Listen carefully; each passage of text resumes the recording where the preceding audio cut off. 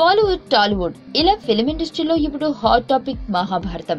ప్రస్తుతం బాహుబలి మానియా ఉన్న మహాభారతాన్ని తెరపైకి తెచ్చేసి talk of the tensile town గా మార్చేశారు. మధ్య మహాభారతాన్ని తాను తెరపైకి తెస్తానని షారూక్ మొన్న మోహన్ లాల్ ప్రకటన చేశారు. బడ్జెట్ ఏకంగా 1000 కోట్లుగా తేల్చేశారు. అంతేకాదు మహాభారతంలోని క్యారెక్టర్లు ఎవరు సరిపోతారు అన్న దానిపైన సోషల్ మీడియాలో హాట్ డిస్కషన్స్ జరిగాయి.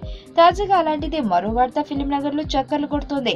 మోహన్ లాల్ మహాభారతంలో Tollywood super star prince Mahesh బాబుకు ఓ పాత్రను ఆఫర్ చేశాడట. మహాభారతంలో ఆద్యంతం పాండవులకు తోడుగా ఉంటూ వారిని ఆపదల నుంచి బయటపడేసిన శ్రీకృష్ణుడి పాత్ర కోసం మహేష్ బాబును మోహన్ లాల్ సంప్రదించాడని ఫిలిం నగర్ వర్గాలు గుసగుసలాడుకుంటున్నాయి. ఈ పాత్రపై మహేష్ బాబు కూడా ఆసక్తి కనబరుస్తున్నాడంటూ చర్చించుకుంటున్నాయి. ఇంతవరకు పౌరాణిక పాత్రలో కనిపించని మహేష్ ఈ శ్రీకృష్ణుడి పాత్రలో కనిపించేందుకు ఒప్పుకున్నాడంటూ టాలీవుడ్ వర్గాలు అంటున్నాయి. ఒకవేళ మహేష్ బాబు ఇలాంటి పాత్రను ఒప్పుకుంటే మహేష్ ఫ్యాన్స్ కు ఓ బిగ్ సర్ప్రైజ్ ఇచ్చినట్టే.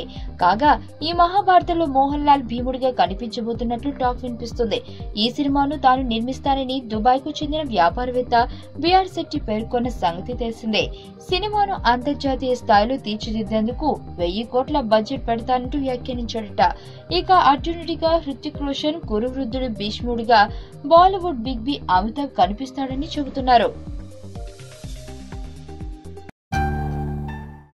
నా పేరు ధనుష్ రిషి.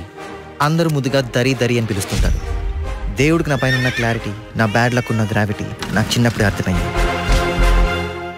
నా లైఫ్లో లక్ ఫ్యాక్టర్ రాంగ్గా ఉండొచ్చు, కానీ లవ్ ఫ్యాక్టర్ మాత్రం చాలా స్ట్రాంగ్గా ఉంది. ఒక మనిషి చేయి చూసి తన జాతకం మొత్తం చెప్పేయగలను.